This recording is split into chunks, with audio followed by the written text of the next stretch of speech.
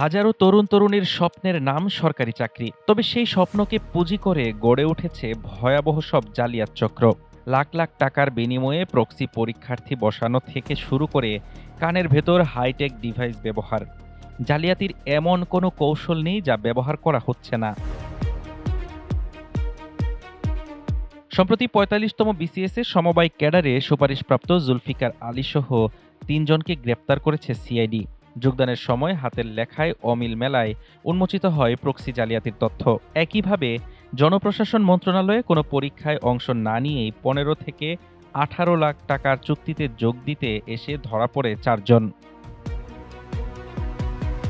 CID কর্মকর্তারা জানান, প্রাথমিক তদন্তে দেখা গেছে এরা সংঘবদ্ধ চক্রের মাধ্যমে মোটা অঙ্কের টাকার বিনিময়ে প্রক্সি পরীক্ষার্থী সরবরাহ করত। এমনকি কানের ভেতরে ক্ষুদ্র ব্লুটুথ ডিভাইস ও শরীরে রিসিভার লুকিয়ে রেখে বাইরে থেকে প্রশ্নের উত্তর পৌঁছে দেওয়া হতো। সংঘবদ্ধ এসব সিন্ডিকেট ৫ থেকে ২০ লাখ টাকার চুক্তিতে দুর্বল প্রার্থীদের টার্গেট করে।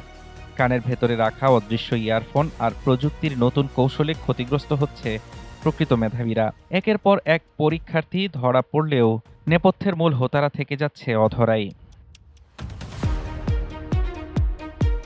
জালিয়াতি রোধে নিয়োগ প্রক্রিয়ায় বায়োমেট্রিক ও প্রযুক্তির ব্যবহার বাড়লেও থামছে না প্রতারণা।